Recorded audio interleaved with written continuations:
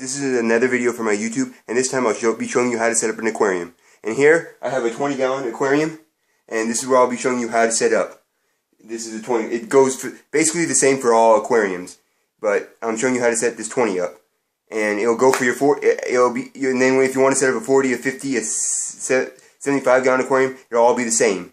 And I'm showing you how to set it up with gravel. I'm showing you how to set it up with gravel. So here we go. I already have my water and my gravel here, and it's one thing to know. It's good to take your gravel, and I've already done this, but rinsed it out, cleaned it, and just give it a good rinsing, and make sure there's no particles or debris in the gravel. And then it's good to have your water already here, waiting, setting up. If you have other aquariums already set up in your house, then you can use that seasoned water, and it's good to use in your aquarium. And if you don't have any seasoned water already, and you don't have any other aquarium set up, this is your first time setting up an aquarium, then you have to use tap water. But it's good to use already seasoned water from your other aquariums, if you have it. It just helps jumpstart your biological bacteria better.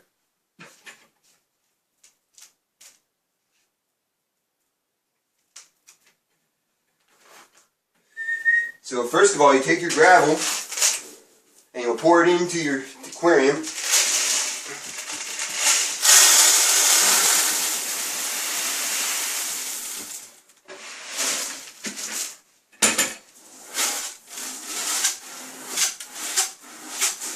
Smooth it all out.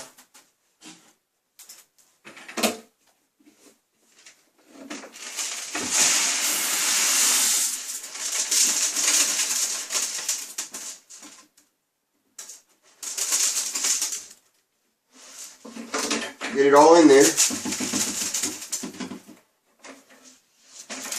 Smooth it out.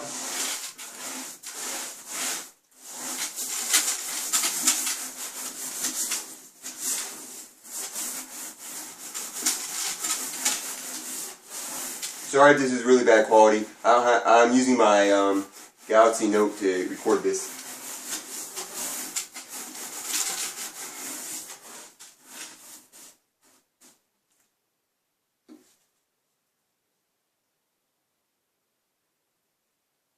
Alright, then, I'll be right back, hold on. Okay guys, I'm back. This is just a bowl, and what I'll be doing with this bowl is putting it in the middle of the gravel in my aquarium, setting it right here in the middle of the aquarium, and then I'll take my water, and I'll pour it into that bowl, and it will overflow out of the bowl into the aquarium, so that I'm not disturbing my gravel and messing and making like a crater in the middle of the gravel and stirring it all up. So here it goes.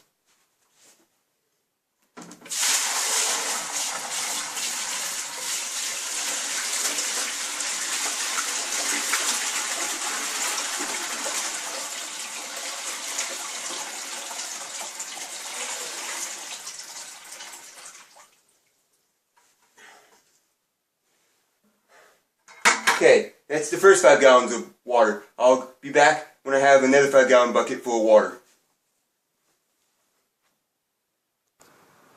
Okay guys, I'm back, and still, see, I'm pouring back in more water.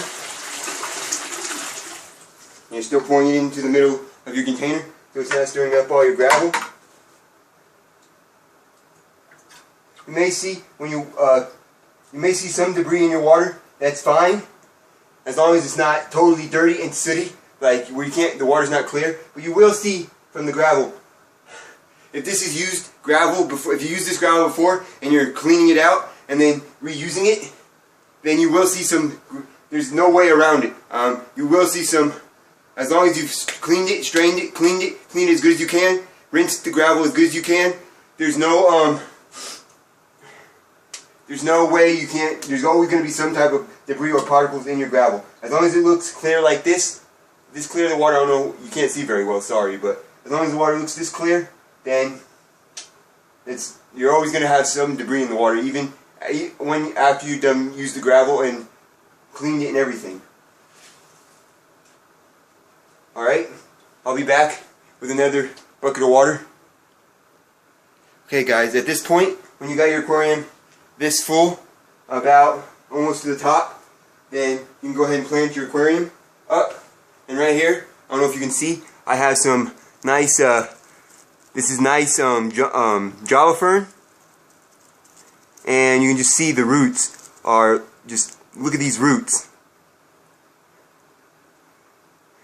All up in here, tangled up with this Java moss. But this is some good Java fern, and I'll be planting that in the aquarium. And people say, oh, you need a, people say, oh, you need a, you need driftwood to put this to. This Java fern, you can see, I've been growing it, and look how good it looks.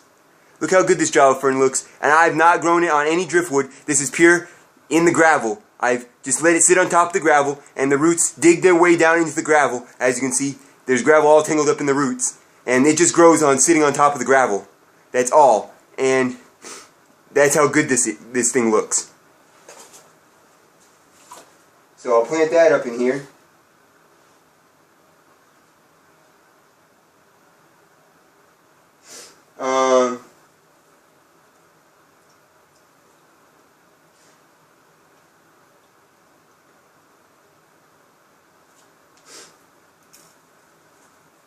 All this here is water Sprite from my 30 gallon.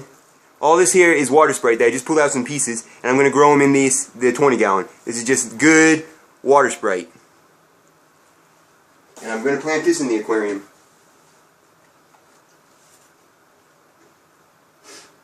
You can let it float, or you can plant it straight down in the gravel, whichever you prefer. It'll grow floating, just floating. But I'm going to put it down in the gravel, just to get some plants growing up in here.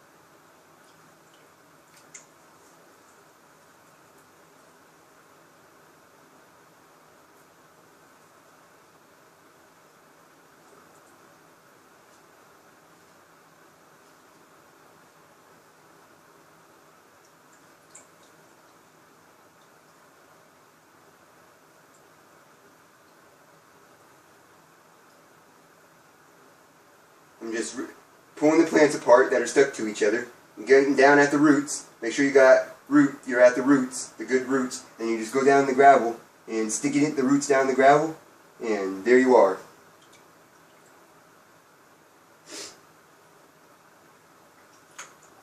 And water Sprite spreads like crazy. You'll have buckets full of this water Sprite. You'll be taking it to the pet store and everything. Here's another good Java fern. It's another type of Java fern. And, I don't know if you can see this. Look how good. This is just a baby. I picked off one of my main mother plants. And this is a good baby. I know it's small, but still. It's got nice roots on it. A nice small rhizome. And if you don't know what a rhizome is, this is the rhizome right here. It's the hard part. It's just like a long root that grows. And I just let this sit on top of the gravel. And the roots will dig their way down into the gravel. And the rhizome will sit on top of the roots, on top of the gravel, I mean, and grow. And this is just a nice little baby I got. And see, in a couple weeks, you'll see how good this thing is growing. And so I'll plant that in here. Stuff like that. Now, this is a banana plant. This is a banana plant that somewhat is sick right now, or is dormant. I can't get it to grow, but I'm going to try it in my 20 and see if I can get it to regrow or reestablish itself.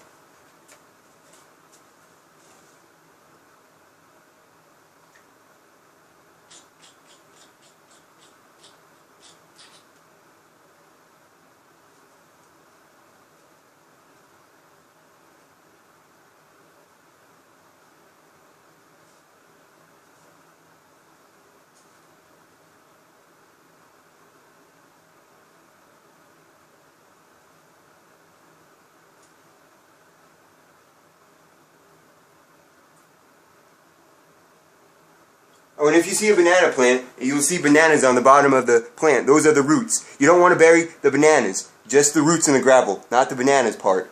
And if your banana's rotted off and all you have left is like a little stub, don't plant that little stub. Just plant the white roots if you have any on the plant. Don't plant the little stub where the banana's like rotted off if you have, you know. Alright.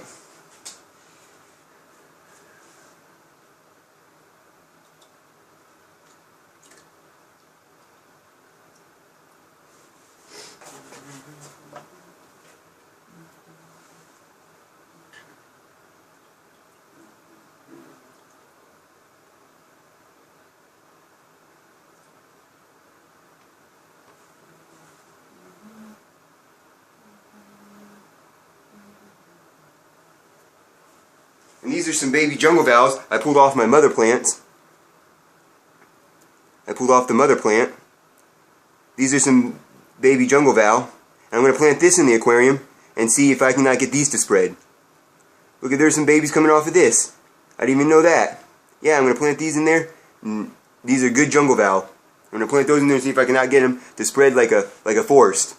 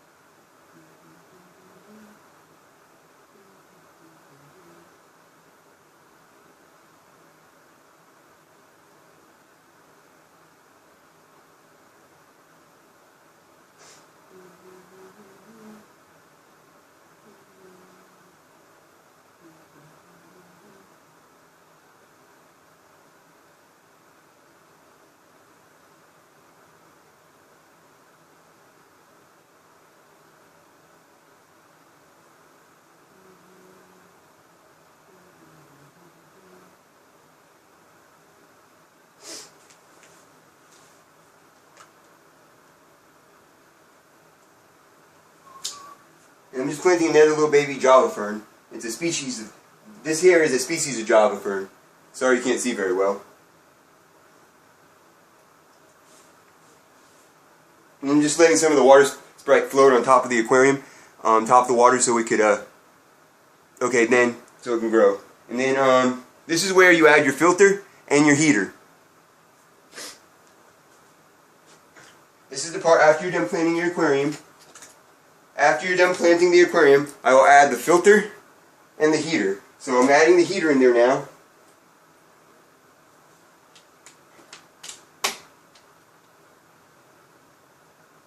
My submergible heater.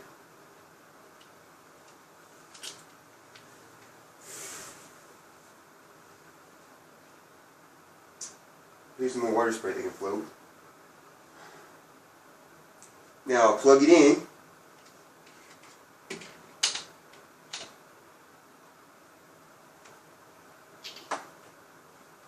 Hold on, guys. Sorry about it, guys. My suction cup fell off my heater, so.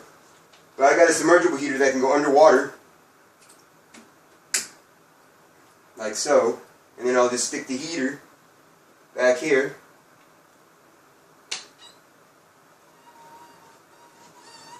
Or I'll put it like this. I like to leave the dial sticking out of the water so it's easier for me to adjust the heater to the desired temperature.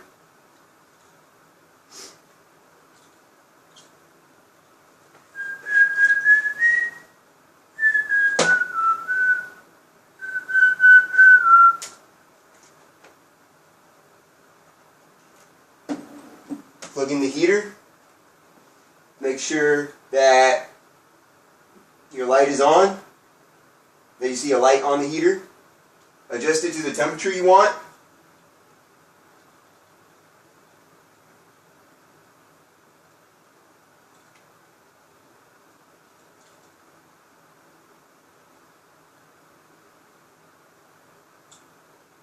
Make sure you turn the dial and make sure it clicks on and off. And you see the light come on and off. Alright? Then, after you got your heater plugged in, it's time to put your filter on the aquarium. and I'll be back with my filter. I gotta get it. Okay, as you guys can see, I have now added the filter to the back of the aquarium. And I will now plug it in. And most of you guys, when you first plug in your filter, it'll be dry running. It'll run dry, like you'll hear it just. That means it's going to run dry it's running dry. To get it to prime and suck water, all you got to do is take some water out of your aquarium and just pour it into the back of your filter.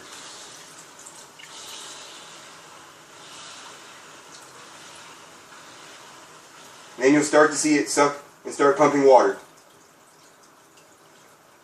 And it's good if you already have a filter that's been established with a bio-oil on it, already got the bacteria in it. That's good for your aquarium. That's good if you have already an established bio-oil, because that means that you have that good bacteria there to jumpstart your aquarium. But for some of you new beginners out there, if you won't have that bacteria established, so if you have a friend that wants to get rid of their old media out of their filter, or you know a friend that will let you borrow their bio, or doesn't, or has an extra filter laying around that's been established and they don't need their bio-oil anymore, you could take their bio-oil and float it in your aquarium, and that will start the beneficial bacteria. And yeah, and now the next step is to fill the aquarium the rest of the way up.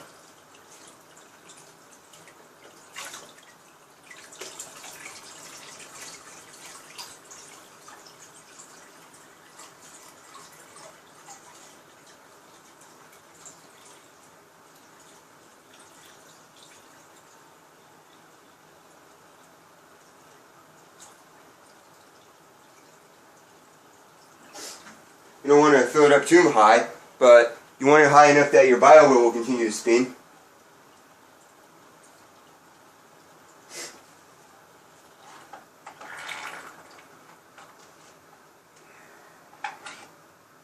I need to take a part of my tube off.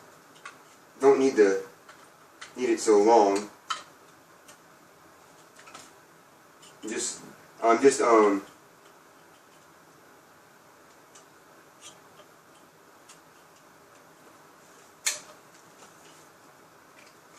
unlengthening my tube.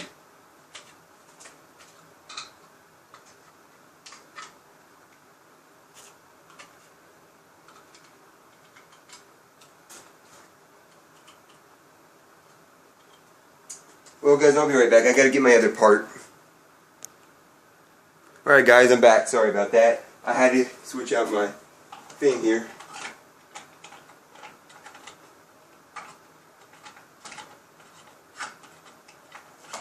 And, my propeller needs to be down in there.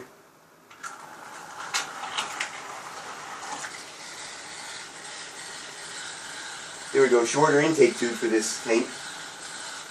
Then the next thing you want to do is put your lights on.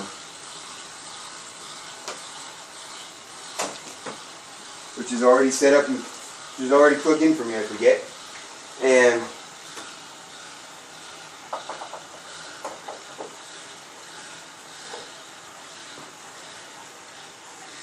you need to take down a little water.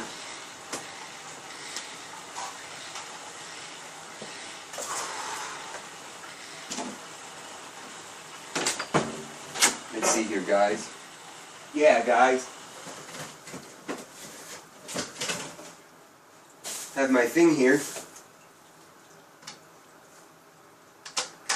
The other part is broke off, but this will protect my lights from getting splashed on. You don't want your lights to have any water splashing up onto the bulb or anywhere in the fixture. By all means, you don't want an electrical outbreak or electrical fire in your house.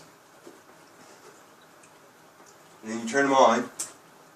Here we go. I'm using a T8 full spectrum, and that's good enough for a 20-gallon aquarium like this, a T8. You don't need to go all fancy. You don't need to go all fancy with T5s and for a 20-gallon. You can get away with just a full spectrum T8 with 1 or 2 on a 20-gallon, and that's sufficient enough. And so this is my aquarium set up, and got my plants in it, and I'm not putting any dechlorinator in there right now because, frankly, I'm not going to put any fish in here right now. There's not going to be any fish in this aquarium right now. So I'm just going to let it like cycle and let it run. Let it take all the debris out of the aquarium. Let it settle, you know?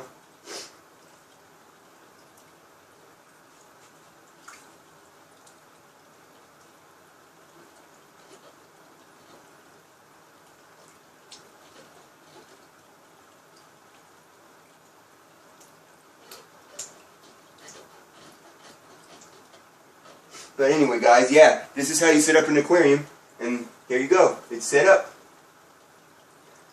And that's how you set up an aquarium.